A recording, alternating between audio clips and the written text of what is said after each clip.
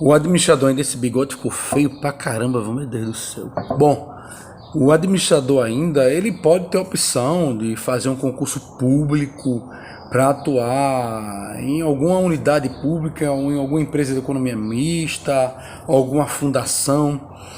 vinculada ao serviço público, e ele obviamente vai atuar como administrador, fazendo concurso para administrador, vai fazer as atividades que um administrador faz, desde a parte de planejamento, desde a parte organizacional, dirigir, no caso, liderar as pessoas, fazer o controle. Só que aí esse processo de planejamento é o planejamento estratégico, está vinculado ao planejamento plurianual, que se faz em 4 anos, onde ele vai ter que identificar as metas, os objetivos que serão alcançados durante o período, durante o intervalo de um ano, até o 4º ano, onde ele vai ter que refazer esse plano após 4 anos. Ele vai ter que parar pelo menos 1 ou 2 vezes no ano para rever parte desse planejamento, porque a gente sabe que a disponibilização financeira orçamentária depende muito de como esteja a situação financeira do país. Então ele vai ter que acompanhar de maneira horizontal o planejamento. Ele vai ter que estar junto, acompanhando, vendo, refazendo, reorganizando o plano, remanejando a parte financeira e orçamentária para poder atingir os objetivos. A gente sabe que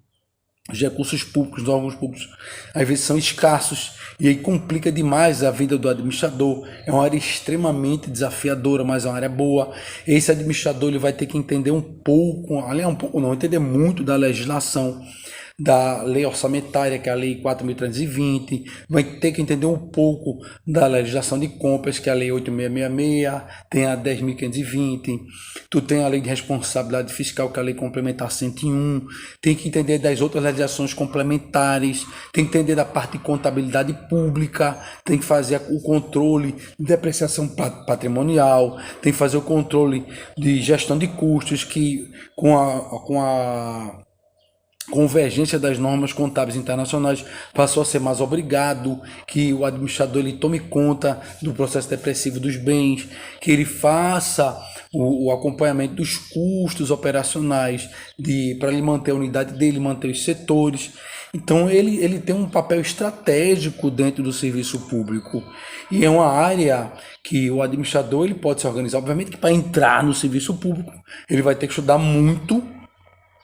para poder passar no concurso. E para passar no concurso ele vai ter que estudar desde a carteira dele da área de formação de administração, que é recursos humanos, planejamento, controle, liderança, a parte de logística, a parte da legislação,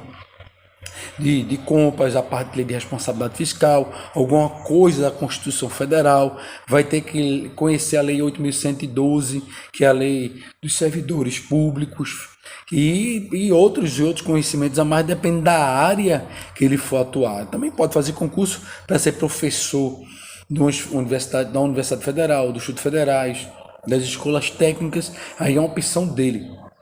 Consequentemente, ele pode galgar outros espaços, além da figura do administrador concursado. Ele pode também receber um cargo de confiança, ele pode ser um administrador geral, superintendente, diretor, o que for, vai depender, obviamente, do interesse dele, do desempenho dele, do empenho dele,